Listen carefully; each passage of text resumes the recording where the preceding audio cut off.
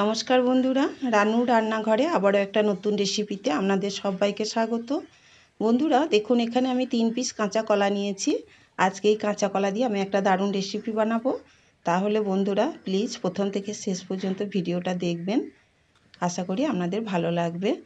তো দেখুন, আমি কাঁচা কলা প্রথমে সামনে আর পিছনে দুদিকটা একটু করে কেটে কাঁচা কলাটাকে 2 পিস করে নিলাম। তো সব কাঁচা কলাগুলোই আমি একইভাবে সামনে আর পিছনের দিকটা কেটে দিয়ে 2 পিস করে নিলাম। তো আমি এখানে কাঁচা কলাগুলোকে কিন্তু সুন্দর করে আগে ধুয়ে রেখে দিয়েছিলাম। আমি একটা প্রেসার কুকার নিয়ে নিলাম, ওর মধ্যে দিয়ে দিলাম একটু জল। এবার আমি ধুয়ে রাখা কাঁচা কলাগুলোকে প্রেসারের মধ্যে দিয়ে দিলাম জলের মধ্যে, আর দিলাম 2-4 ফোঁটা তেল। সর্ষের তেল, সাদা তেল, যে কোনো তেল দিলেই হবে, এতে করে কাঁচা কলার কষটা প্রেসারের গায়ে লাগবে না।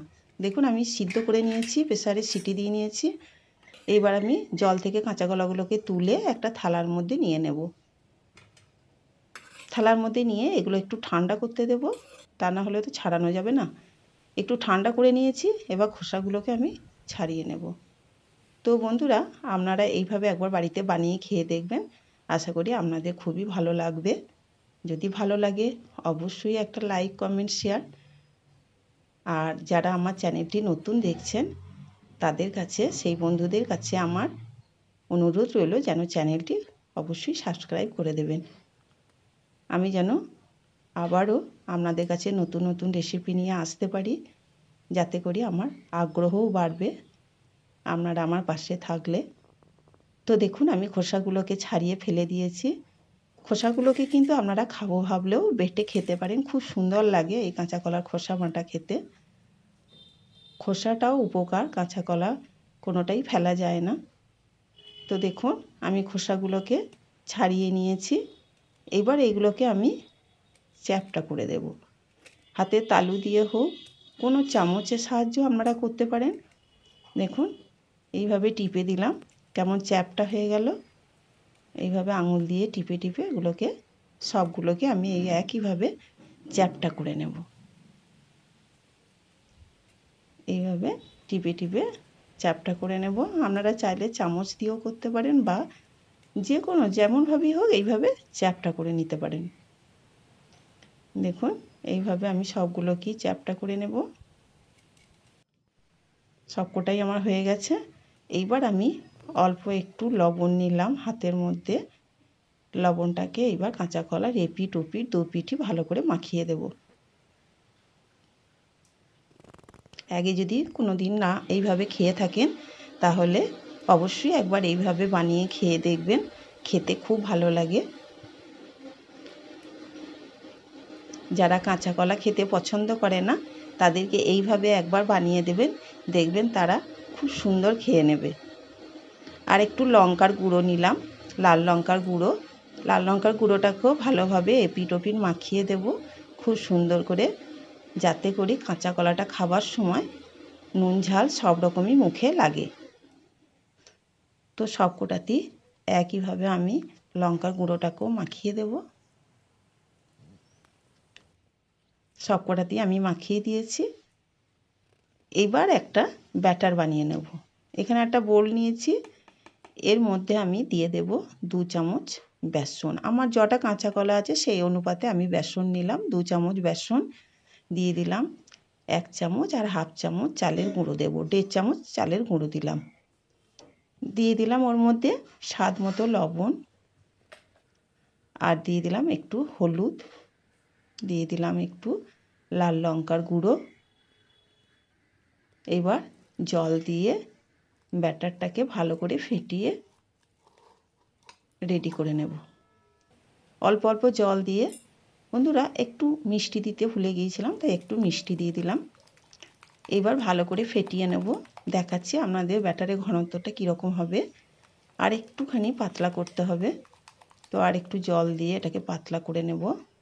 তো দেখুন বন্ধুরা, ঠিক এই রকমভাবে ব্যাটারটা তৈরি করতে হবে। খুব মোটাও হয়নি, ঘন হয়নি, আবার খুব পাতলাও হয়নি। এবার আমি কড়াইটা গ্যাসে বসিয়ে সাদা তেল দিয়ে দিলাম। আমি সাদা তেলে এগুলো ভেজে নেব, আপনারা চাইলে সর্ষের তেলেও ভাজতে পারেন। এইবার একটা করে কাঁচা কলা ওখান থেকে নিয়ে ব্যাটারের মধ্যে ডুবিয়ে একটা চামচ নিয়ে নিলাম, কাঁটা চামচ, এতে করে দিতে সুবিধা হবে। এইভাবে তুলে একটু ঝরিয়ে নিলাম, এক্সট্রা ব্যাটারটা পড়ে গেল। এইবার কাঁচা কলাটাকে তেলের মধ্যে ছেড়ে দিলাম। আবার একটা কাঁচা কলা নিয়ে এইভাবে ব্যাটারে ডুবিয়ে এইভাবে ঝেড়ে এক্সট্রা ব্যাটারটাকে ঝরিয়ে নিয়ে তেলের মধ্যে দিয়ে দিলাম। এইভাবে একটা একটা করে আমি 3টে দিয়ে দিলাম। এই সময় কিন্তু বন্ধুরা গ্যাসের ফ্লেমটাকে আস্তে করে দিতে হবে, তা নাহলে উপর থেকে পুড়ে যাবে, খেতে ভালো লাগবে না। আস্তে আস্তে করে এগুলোকে এপিঠ ওপিঠ লালচে করে ভেজে তুলে নিতে হবে। তো আমার এক পিঠ হয়ে গেছে, আমি এগুলোকে উল্টে দিলাম। উল্টে দিয়ে এপিঠটাকেও আমি ভালো করে ভেজে লালচে করে ভেজে তুলে নেব। তো আস্তে আস্তে করে, বেশি তাড়াহুড়ো করলে হবে না, গ্যাসটাকে কমিয়ে দিয়ে আস্তে আস্তে করে এপিঠ ওপিঠ বেশ লালচে করে ভেজে তুলে নিতে হবে। তো আমার এগুলো ভাজা হয়ে গেছে, আমি এবার এগুলোকে তুলে নেব। দেখুন বন্ধুরা, দেখতে কত সুন্দর লাগছে। এগুলোকে শুধু মুখে খাবো, ইচ্ছা করলেও খাওয়া যাবে, খেতে খুবই ভালো লাগবে, কারণ নুন মিষ্টি সব কিছু ঝাল সব রকমই দেওয়া আছে। এবার বাকি কটাকেও আমি একইভাবে ভেজে তুলে নেব। বাকিগুলোকেও আমি দিয়ে দিলাম, একইভাবে ভেজে এগুলোকেও তুলে নেব। তো আমার সব কটাই ভাজা হয়ে গেছে। এই দেখুন, আমি সব কটা কি ভেজে তুলে নিলাম। এইবার আমি কড়াইয়ের মধ্যে দিয়ে দিলাম সর্ষের তেল। আমি সাদা তেলটা তুলে রেখে একটু সর্ষের তেল দিলাম, সর্ষের তেলে রান্নাটা করব। ওর মধ্যে দিয়ে দিলাম 2টা সাদা জিরে আর একটা তেজপাতা। এবার আমার ফোড়নটা হয়ে গেছে, আমি একটু পেঁয়াজ কেটে রেখেছিলাম, পেঁয়াজটাকে তেলের মধ্যে দিয়ে দিলাম। পেঁয়াজটাকে দিয়ে একটু নাড়াচাড়া করব। পেঁয়াজটাকে একটু লালচে রং আসলে তারপর আমি একে একে মশলা দেব। দেখুন বন্ধুরা, পেঁয়াজটা একটু লালচে রং চলে এসছে। এইবার আমি আগে থেকে বেটে রেখেছিলাম আদা, রসুন, কাঁচা লঙ্কা, এই 3টে একসাথে বেটে রেখেছিলাম, মশলাটা দিয়ে দিলাম। দিয়ে মশলাটাকে একটু নাড়াচাড়া করে ওর মধ্যে সামান্য একটু জল দেব, যাতে মশলাটা ধরে না যায়। তো একটু সামান্য জল দিলাম। এইবার সব মশলাগুলো একে একে এর মধ্যে দিয়ে দেব। দিয়ে দিলাম জিরে গুঁড়ো, দিয়ে দিলাম ধনে গুঁড়ো, লাল লঙ্কার গুঁড়ো, দিয়ে দিলাম একটু হলুদ গুঁড়ো,